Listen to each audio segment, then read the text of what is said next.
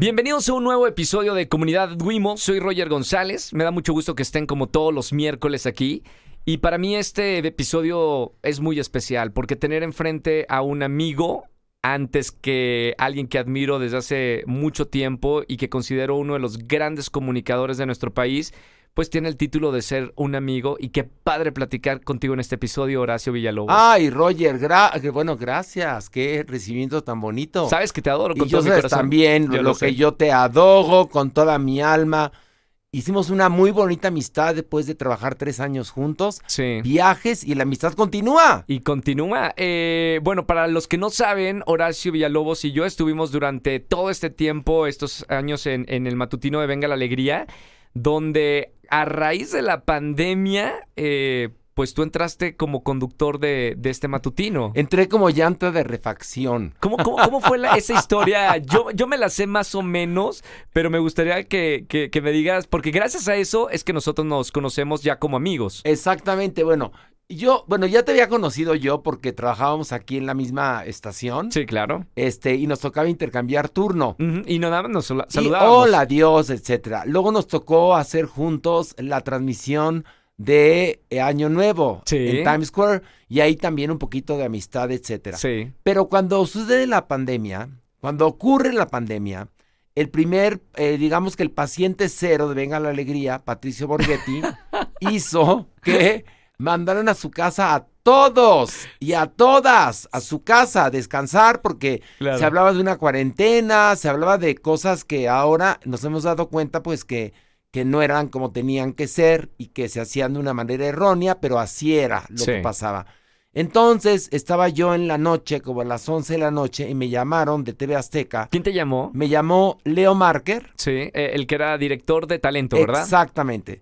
Que me pedía Sandra Smester, quien era la mera, Sí. que si me podía presentar a conducir Venga la Alegría el viernes. ¿Qué fue lo primero que le dijiste? Porque yo sé que las mañanas para ti, tú estás dormido. Estoy dormido.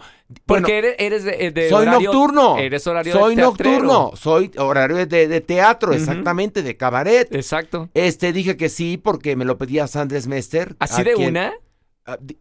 Pensé que era un día. Ok.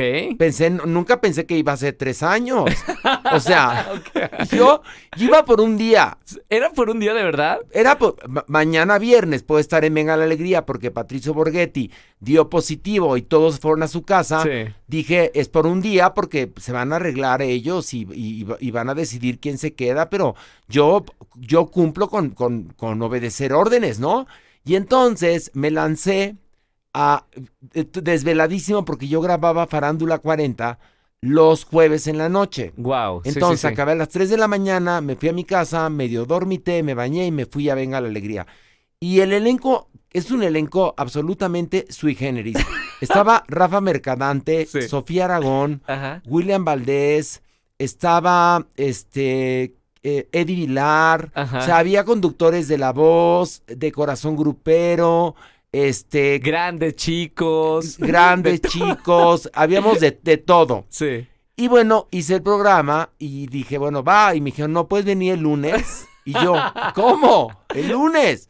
Bueno, pues el lunes y martes y miércoles. Y así se fueron sumando los días. Y un día ya tenía 40 días que yo iba a Venga la Alegría. Una cuarentena. Una cuarentena y los conductores ya iban regresando. Sí, claro. Entonces le hablé al productor de Oyuber y le dije, creo que ya acabé. Ajá. Ya están todos de regreso. Yo no vengo al caso aquí. O sea, la he pasado muy bien. En verdad, la pasaba muy bien. Me he divertido muchísimo, pero es tiempo de irme ya. Es lo malo de triunfar, Horacio Villalobos. Ay, mira tú. Y entonces, resulta que me fui y a los 15 días me llama Sandra Smester, me dice que el público quería que yo regresara, Claro. que si yo regresaría. Y le dije, nada más estando idiota, rechazaría un programa en pandemia. Sí, claro. ¿Quién rechaza un programa en pandemia? Aparte sabíamos que habíamos perdido la gente que hacemos teatros cerrados, mucha gente sin empleo del medio. Bueno, yo dije, estaría idiota de desaprovechar esta oportunidad. Sí. Y así lo que se iba a realizar en 2 días, acabó siendo una aventura maravillosa de 3 años porque fui realmente muy feliz en Venga la Alegría. Sí. El ambiente que tuvimos era increíble, la pasamos genial, tú sabes perfectamente todas las carcajadas que nos llevamos en el corazón, Claro. las amistades que construimos ahí, y la verdad es que fue una experiencia fantástica, que duró 3 años y que bueno, que es una parte importante de mi carrera. ¿Volverías a hacer un matutino? Depende. ¿De qué? Es que quedé un poco burned out. Ajá. Quedé un Quemado. poco agotado, quemado. Ujú. Porque a la par de Venga la Alegría, yo hacía teatro, ¿Películas? estaba de gira, películas, el programa la de 8 que hago en ADN 40, empecé a Podcast. escribir una serie, el podcast. Entonces hubo un punto en el cual ya no me daba la creatividad porque estaba yo quemado de tanto trabajar y sobre todo de las levantadas. Claro. Entonces, el programa me fui porque estaba cansado y quería hacer otras cosas y la verdad es que las he hecho y estoy muy contento de haber realizado las tareas pendientes que tenía, porque Sí. te puedes ir y luego no hacer nada, Ujú. ¿no? Por suerte las he estado haciendo y los proyectos se están cristalizando. Claro. ¿Volvería? No lo sé, tal vez depende. Ujú. Depende de las circunstancias, depende de la duración del programa, también depende de la paga. Sí, claro. No sé, levantarse a esa hora de la mañana cuesta. Sí, O sea, cuesta cuesta. en todos los sentidos. Cuesta y debe de costar. Debe de costar. Entonces, por ahora no lo sé. No han surgido otras oportunidades, déjame decírtelo además. Oye, Horacio, normalmente platico con mis invitados desde como un inicio de dónde son y así, pero quería hablar primero de esto porque gracias a Venga la Alegría yo conozco a ti como amigo, más allá de conocerte de mucho tiempo, de saber que eres una figura muy importante en nuestro país como productor y como talento. Gracias a Venga la Alegría te conocí y me da muchísimo gusto haberme encontrado con no solo el personaje, sino también como con la persona. Que soy igual, ¿no? ¿O te parece que cambio mucho? No cambias nada, pero realmente el personaje es un gran personaje. Ay, te Digo, lo por eso, agradezco. por eso te invitan luego de jurado a estos realities A de la canto, a la academia, academia. A México tiene talento, bueno, he hecho muchos. Esa es una buena pregunta, Horacio. ¿Qué tanto tu personaje es tu persona? Es que soy yo. Cuando yo No hago... eres tan culero en la vida real como en la academia. A ver, lo que pasa es que es una cosa es cumplir con un trabajo Ujú. y otra cosa es ir por la vida emitiendo juicios. Sí. Cuando te pagan por emitir un juicio, Sí. tienes que ser congruente porque la televisión es una lupa donde todo se ve, todo se magnifica. Sí. Entonces, yo no voy a escuchar el encantar de la chingada y después decirle, qué lindo cantas, mi amor, porque le estoy haciendo un daño Sí. y porque no estoy cumpliendo con las reglas del reality. Así como lo he hecho en Mira Quién Baila, que estuve 4 temporadas en Univisión. Es verdad. En México tiene talento, la academia y bueno, y otros más en los que he participado. Quiero cantar, que fue un Ujú. exitazo, También. que hicimos en Venga la Alegría. Sí. Y no es ser culero, es decir, culero sería que yo les dijera una mentira o que yo les diera falsas esperanzas. Sí. Creo que el arte discrimina. Es decir, si llegan unas chicas a una audición para encontrar un cuerpo de baile para una comedia musical, Chorus Line, por ejemplo. Chorus Line te habla justamente, ese es el ejemplo claro de que el arte discrimina. Se acaban quedando los que funcionan. Claro. Así es la vida constantemente, el mundo del espectáculo, nuestra vida es constantemente una audición. Sí. Entonces, no es que yo sea ojete y que vaya por la vida siendo malo en la televisión y sea yo un franciscano en la vida real. No, para nada. Pero tengo que cumplir con las expectativas de quien me contrató. ¿Siempre ha sido así? O sea, ¿te acuerdas de tu adolescencia? Siempre. Siempre con ese carácter. Siempre. Yo era el típico niño que decía la verdad y metía en problema A todo mundo. a mis padres. Sí, claro. Los metí en un problema en ese momento porque opinaba lo que yo se me antojaba. Ajá. Entonces... Pero no fuiste niño mimado. No, ¿Te llegaron no, a regañar? Mucho, muchísimo.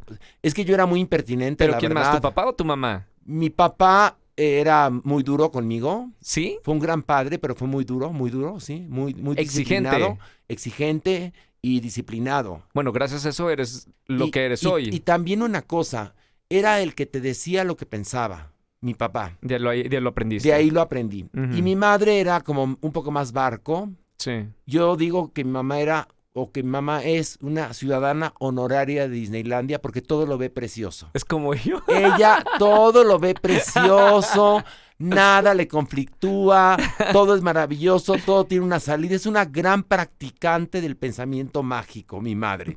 ¿Eso es bueno o es malo?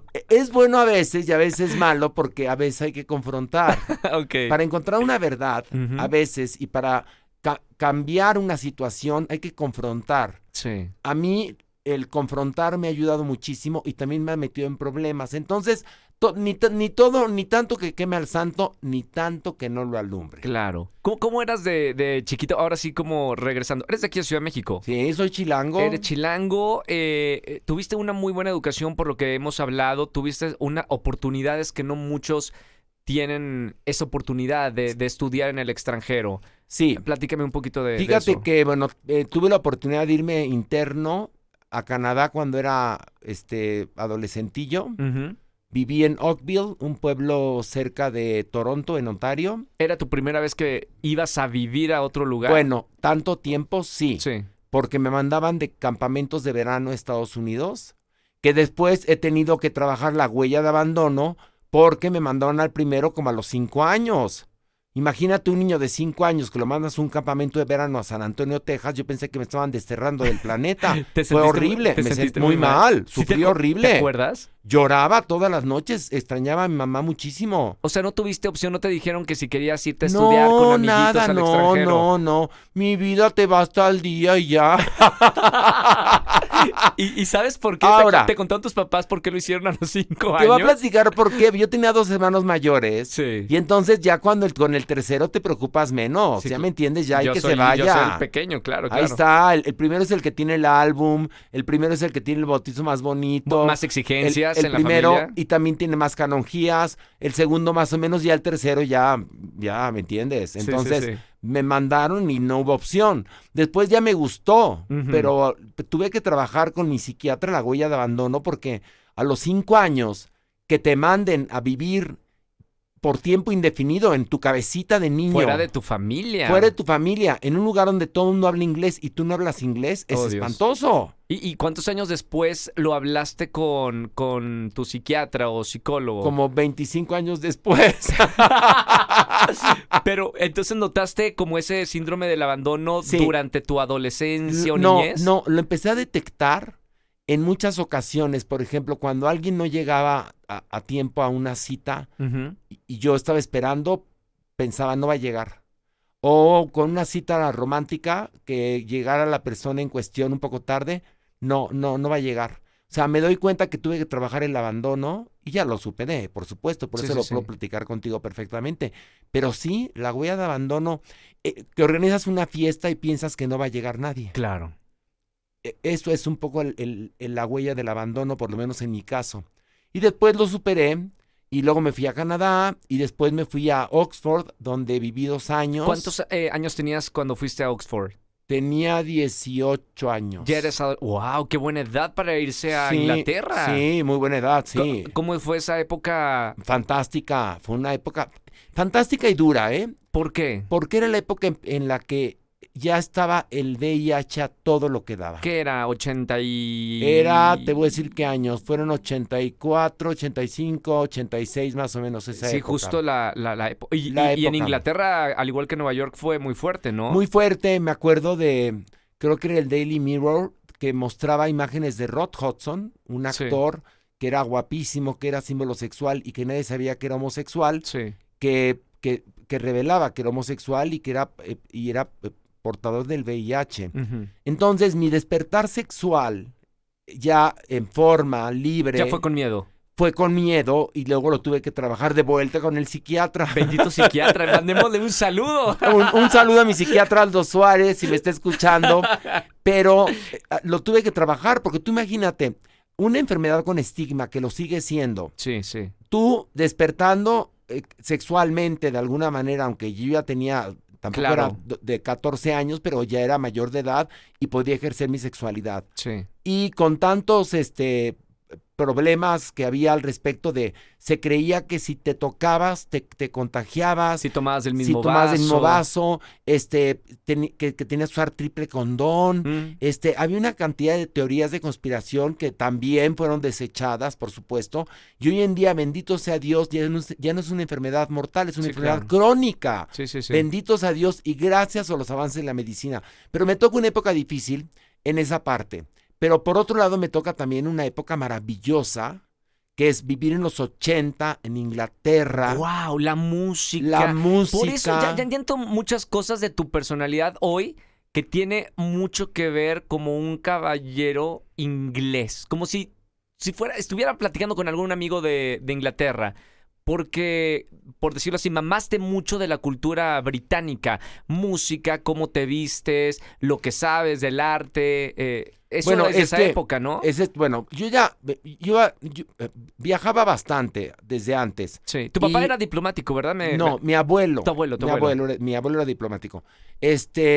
Con mi padre viajamos a Nueva York muchísimo y él me promovía lo de ir al teatro porque sabía que me gustaba, ¿Te acuerdas etcétera. cuál es la primera obra o de las primeras que te llamaron la atención o musicales? El primer musical así importantísimo que veo yo en Nueva York fue Evita. Uh-huh. ¿Con quién estaba? ¿Te Evita acuerdas? con Patti Lupone. Sí, buena, ¿no? Una joya. Una gloria. Es que luego yo vi Evita con Ricky Martin. No, ya era una porquería. No. Lo viste con una versión espantosa. No, yo vi la versión original de niño, dirigida por Harold Prince y con Patti Lupone, que fue la Evita. O sea, la Evita. Uh-huh. Esa fue la primera que vi en el extranjero. De niño aquí en México vi obras musicales maravillosas. De niño, como El violinista en el tejado con Manolo Fábregas. Wow, sí. El diluvio que viene con Héctor Bonilla, también producida por Manolo Fábregas. Uh-huh. José el Soñador, producida por Julissa. Órale. Que fue increíble. Luego me tocó ver Mame con Silvia Pinal, que también estaba estupenda. Se hacían grandes producciones teatrales en México. También Julissa produjo Vaselina. Yo de niño vi Vaselina con Timbiriche. Sí, yo también, sí. Me tocó. Me marcó. Uh-huh. Fueron así eran, por supuesto que el de top. En ese momento todo el mundo tenía que ver Vaselina y la vi con Timbiriche en los televiteatros. Hubo una época muy buena en mi infancia, 70s, 80s, de productores que hacían teatro musical de altura en México como Robert W. Lerner, Manolo Fábregas, Julissa, que hacían grandes producciones musicales. Sí. Y después me tocó ver muchísimas de esas mismas puestas en Estados Unidos. Y después, viviendo en Inglaterra, pues me hacía, ahora sí que a las mañas de encontrar boletos en promoción, baratos, o balcony, que era en casa de la chingada, claro. Pero veías la obra de teatro. O los partial view que ves. O partial view, que tienes una... Exactamente. No, pero ya empecé a ver, entonces me tocó ver ahí en Inglaterra, Cats. ¡Ah, wow! Me tocó ver Cats, me tocó ver Styler Express. Sí. Me tocó ver Buddy, me tocó ver Barnum, me tocó ver, hay una cantidad de obras, Cantando bajo la lluvia. ¿En esa época ya sabías qué querías hacer, a qué te querías dedicar? Ya, claro, lo supe desde niño. Lo supe desde que tuve 3, 4 años de edad, que fui a un teatro y se levantó un telón. Sí. En ese momento me di cuenta que lo mío iba a ser las tablas. Sí. ¿Y qué decían tus papás? Porque que estaba idiota. Claro, ninguno de tus hermanos se dedicaba a esto. No, que era un horror de ambiente y que poco menos que yo iba a acabar joto, prostituto. Joto ya era y prostituto nunca me ha llamado la atención y respeto mucho a la gente que lo practica. Claro. Cada quien si quiere cobrar por su culito, ¿no? Claro. ¿Verdad? Es opcional.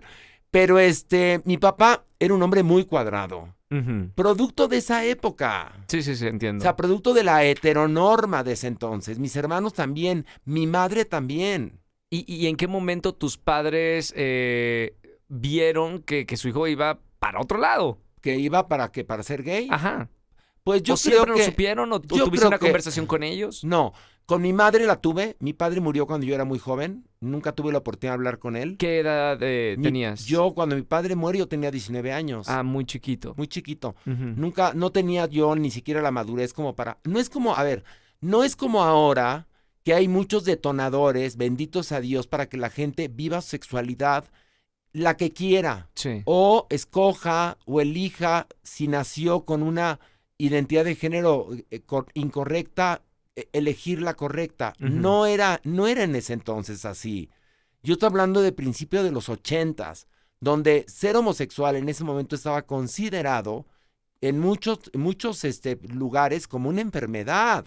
Y por la iglesia, un pecado mortal. Y lo sigue la iglesia, que por cierto bastantes homosexuales hay ahí, lo siguen considerando como un pecado mortal, Sí. como sodomita, y que eres un sodomita, eres un horror. Pero el asunto es que yo, en ese momento, empecé a vivir mi sexualidad desde antes de irme a Inglaterra. Sí. Por supuesto lo haces de manera velada, de manera No pública. oculta, no pública, etcétera. Y después de que regreso de Inglaterra, donde lo viví libremente. Allá en esa época ya se hablaba de los gays y lesbianas y todo eso con naturalidad. Había, no tanto como ahora, pero mucho más que aquí. Ok. O sea, yo me acuerdo que lo primero que me llamó la atención de los ingleses es que te podías poner un sombrero con 4 plumas en la cabeza y andar con las uñas pintadas y tacones siendo hombre y nadie te volteaba a ver. Y sigue igual. Y nadie te juzgaba. Ujú. Que yo venía de una sociedad donde se juzgaba todo. Sí. Todo se juzgaba. Y entonces, bueno, por supuesto que me ayuda para sentirme más seguro el vivir 2 años allá y ser yo mismo. Ujú. Entonces regreso diciendo, voy a aceptarme públicamente con mi familia, Sí, claro. etcétera. Todavía no trabajas en los medios. Todavía no estaba en los medios, pero Ujú. mi padre muere. ¿De qué murió? Murió de cáncer. Ujú. Muere cuando tenía 55 años, era muy joven. Sí. Y entonces muere mi padre y ya no alcanzo a decírselo. Yo ya había entrado a la facultad de Derecho y es cuando se lo cuento a mi madre y mi madre me dice que me acepta, que me quiere, por supuesto. Pero no era tan común como ahora. Es decir, ojalá que la gente que nos escucha se regrese en el tiempo Sí. y vea cómo las cosas han cambiado.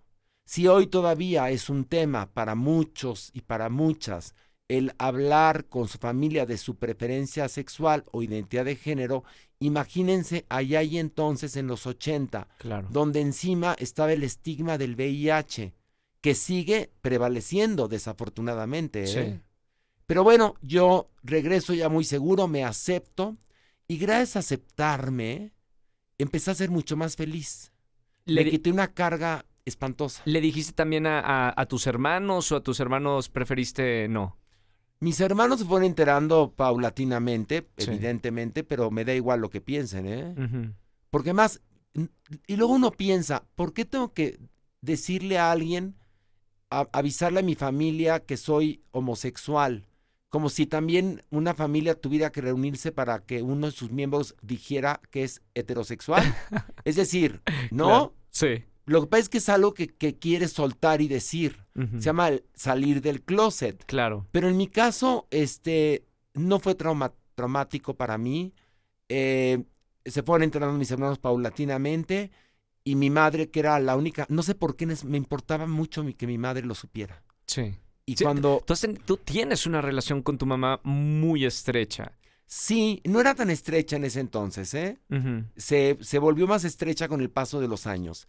Pero tenía esta cosa del matriarcado, de tener que decírselo para sentirte certificado. No entiendo, es una práctica que ahora que la analizo digo, lo más importante es que uno se acepte, no tienes por qué írselo diciendo a la gente en la calle, Sí. a menos que te vayas a acostar con una persona, ¿no? Claro. Ahora, yo voy por la vida gritando que soy homosexual y que soy gay, se lo digo a todo mundo, Sí. no tengo prurito porque desafortunadamente, pues, todavía hay muchos tabúes, ¿no? De hecho, digo, todo esto, la personalidad que me acabas de decir, de decirlo públicamente, te convirtió, y dime si estoy equivocado, Horacio, en alguien líder dentro de la comunidad, a raíz de luego los programas que hiciste en Telehit. Bueno, que fue cuando hice Desde Gallola. Ajá, eso marcó algo muy fuerte en la televisión de México, ¿no? Sí, lo hice por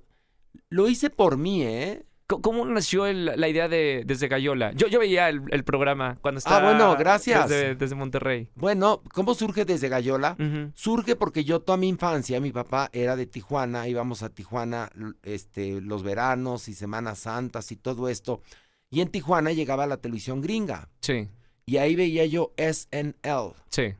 Y me parecía increíble, aunque mucho no entendía, me parecía que se divertían muchísimo ahí, que decían fuerteces y que era divertido y que era muy diferente a lo que se hacía en México, Sí, a lo ¿no? tradicional, claro. En México se hacía el Chavo del Ocho, el Chapulín Colorado, estas cosas, ¿no? Qué increíble, pero era otra muy cosa. bien, muy bien, Sí, pero sí. no era algo Disruptivo. contestatario como Claro. SNL. Sí. Y entonces cuando decido hacer un programa de sketches dentro de Telehit, que le pongo Desde Gallola, que no tiene que ver con gay, Ujú. pero bueno, ¿qué diría Freud? La gallola es la parte alta de los teatros y casualmente, bueno, gallola, ¿no? Sí. Pero no tenía nada que ver, ¿eh? Era lo único que yo quería hablar es que la crítica se sentaba antes en esto, que se llama Desde Gallola, Claro. o El Paraíso, como le decían, Ujú. que era la parte alta del teatro para poder criticar una obra de teatro o un espectáculo. Entonces, por eso le puse Desde Gallola.